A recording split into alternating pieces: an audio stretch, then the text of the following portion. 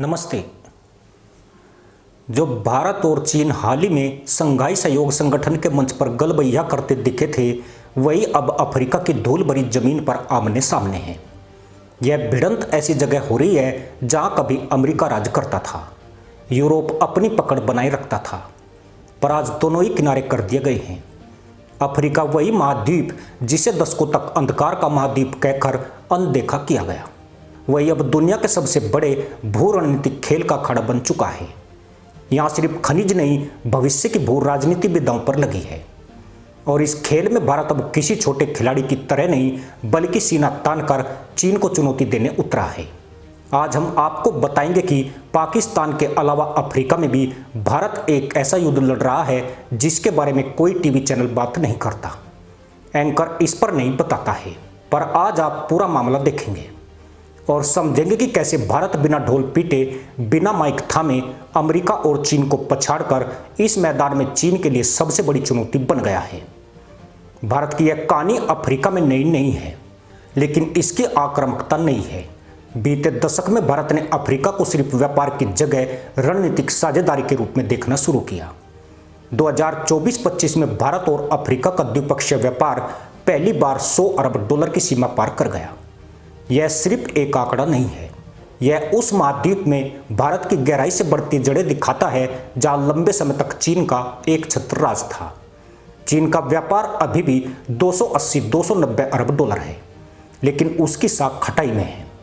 Belt and road initiative के कर्ज के जाल, अधूरे पड़े प्रोजेक्ट और राजनीतिक दबाव ने कई अफ्रीकी देशों को थका दिया है। वहीं भारत छोटे मगर असरदार कदमों से लोगों के दिल जीत रहा है। मॉरिशस इसका सबसे बड़ा उदाहरण है। भारत ने हाल ही में मॉरिशस को $680 मिलियन की आर्थिक सहायता दी है, जिसमें हेल्थ केयर इंफ्रास्ट्रक्चर और मैरीटाइम सिक्योरिटी शामिल है। यह वही क्षेत्र है जहां चीन ने बड़े ऋण देकर अपना प्रभाव जमाने की कोशिश की थी, पर अंतर यह है कि भारत का पैसा कर्ज की जगह साझेदारी के रूप में जाता है। यही वह अंतर है जो अफ्रीकी नेताओं को दिखाई देने लगा है। भारत ने अफ्रीका के समुद्री किनारों पर अपनी सुरक्षा और साझेदारी दोनों मजबूत की है। हिंद महासागर के पश्चिमी छोर पर अफ्रीका की लंबे तटीय रेखा भारत के मैरीटाइम सिक्योरिटी आर्क में आती है। मॉरिशस, सेशेल्स, मेडागास्कर, केन्या और तंजानिया में भारत ने कोस्टल रडार नेटवर्क लगाया है। इस नेटवर्क का मकसद सिर्फ निगरानी नहीं, बल्कि अफ्रीकी देशों को साझा सुरक्षा में जोड़ना है। दूसरी ओर चीन ने जिबूती में अपना पहला ओवरसीज नौसैनिक बेस बनाया है और कई बंदरगाहों में घुसपैठ की, लेकिन वह कर्ज और कब्जे की छवि से बाहर नहीं निकल सका। भारत की सबसे बड़ी चाल उसका सॉफ्ट पावर मॉडल है, जहां चीन अफ्रीका में बड़े बड़े इंफ्रास्ट्रक्चर प्रोजेक्ट्स पर अरबों डॉलर खर्च करता है, वहीं Bharat scholarship, technical training, digital network और अस्पतालों में निवेश करता है। पिछले दशक में भारत ने अफ्रीका को लगभग $12 अरब के लाइन ऑफ क्रेडिट दिए हैं, जो अपेक्षाकृत छोटे हैं लेकिन सीधे लोगों तक पहुंचते हैं। यही कारण है कि अफ्रीकी छात्र दिल्ली और बेंगलुरु की यूनिवर्सिटियों में पढ़ते हैं, डॉक्टर भारत में ट्रेनिंग लेते हैं और इंजीनियर भारतीय टेक्नोलॉजी से अपने देश में प्रोजेक्ट बनाते हैं। यह सब एक छिपा हुआ युद्ध है जिसे कोई टीवी चैनल नहीं दिखाता। टीवी एंकर पाकिस्तान पर चिल्लाएंगे, चीन के सीमा विवाद पर बहस करेंगे, लेकिन अफ्रीका में भारत और चीन के इस मौन युद्ध पर चुप्पी साधी रहती है। यही कारण है कि आज हम यह कहानी आपके सामने रख रहे हैं, यह समझाने के लिए कि दुनिया के सबसे गरीब और पिछड़े महाद्वीप में एक नई भू राजनीति लिखी जा रही है और इसमें भारत अपनी जगह चीन की नाक के नीचे बना रहा है। यह कहानी सिर्फ आज की नहीं है। महात्मा गांधी ने अपनी पहली लड़ाई दक्षिण अफ्रीका में लड़ी थी। भारतीय सैनिक दशकों से संयुक्त राष्ट्र के शांति अभियानों में सबसे ज्यादा तैनात होते रहे हैं। यह वही ऐतिहासिक संबंध है जो भारत को अफ्रीका में बाहरी की बजाय पुराने साथी की छवि देता है। केन्या, दक्षिण अफ्रीका, तंजानिया और मॉरिशस में बसे भारतीय समुदाय ने भारत के लिए एक भरोसेमंद पुल तैयार किया है। चीन के पास यह सोशल कैपिटल नहीं है। भारत की यह कूटनीतिक चाल सिर्फ अफ्रीकी तटों तक सीमित नहीं है। अफ्रीकी संघ को G20 में स्थायी सदस्यता दिलाने में भारत ने निर्णायक भूमिका निभाई। अफ्रीका के 33 देशों ने खुलकर भारत के इस प्रस्ताव का समर्थन किया। चीन इस मामले में चुपचाप किनारे रहा, क्योंकि वह जानता था कि भारत के पास यहाँ नैतिक बढ़त है।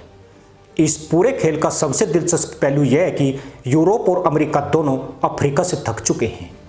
अमेरिका इंडो पैसिफिक, ताइवान और यूक्रेन में उलझा है। यूरोप को अपने प्रवास संकट से फुर्सत नहीं।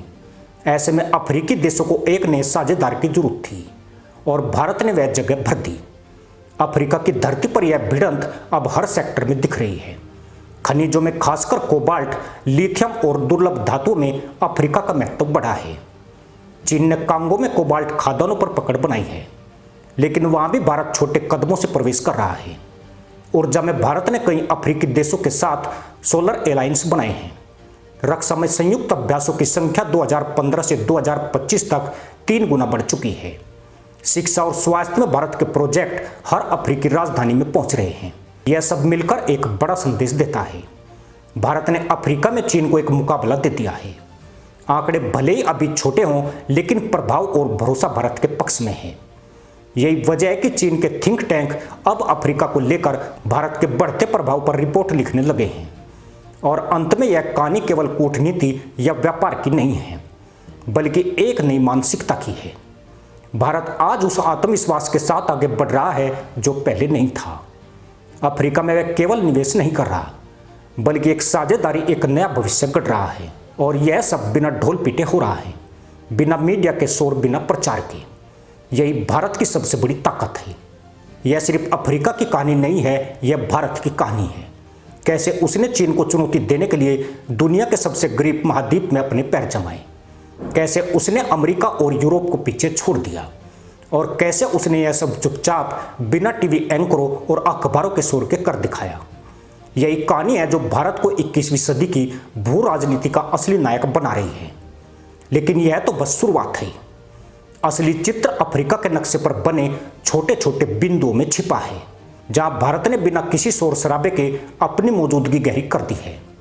केन्या में भारत का महाराजा अस्पताल, मेडागास्कर में भारत की समुद्री निगरानी प्रणाली, तंजानिया में भारत की सोलर माइक्रो ग्रिड्स और नाइजीरिया में भारत के टेक्निकल ट्रेनिंग सेंटर, ये सब मिलकर एक आदर्श है लेकिन बेहद मजबूत जाल बुनते हैं।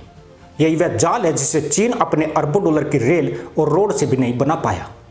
खनिज क्षेत्रों की बात करें तो कांगो और जाम्बियो में भारत ने रेयर अर्थ मेटल्स की सप्लाई चेन में हाथ डाला है।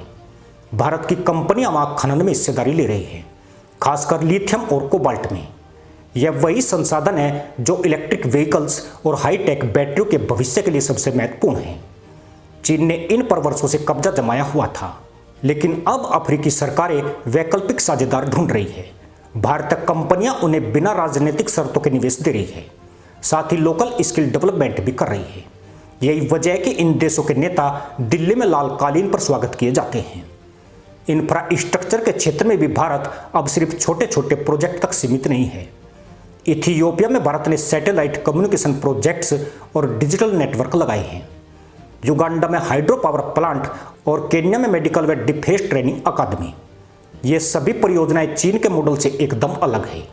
कम खर्च, ज्यादा तकनीक और सीधी भागीदारी। रक्षा क्षेत्र में यह मुकाबला सबसे नाटकीय है। 2015 में जहां भारत और अफ्रीकी देशों के बीच केवल 2 बड़े सैन्य अभ्यास होते थे, वहीं 2025 में यह संख्या 15 से ऊपर जा चुकी है। भारत का नौ सैनिक जहाज सुमित्रा और सतपुड़ा नियमित रूप से अफ्रीकी तट पर गश्त करते हैं। इस साल की सबसे बड़ी मैरीटाइम पार्टनरशिप एक्सरसाइज में 15 अफ्रीकी देश शामिल हुए। यह पहली बार था जब इतनी बड़ी संख्या में अफ्रीकी नौसेनाएं भारत के साथ उतरी। यह सिर्फ सैन्य शक्ति नहीं बल्कि विश्वास का प्रतीक है।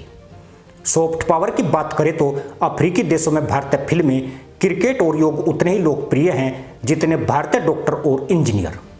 अफ्रीका के शहरों में बॉलीवुड के गाने गूंजते हैं।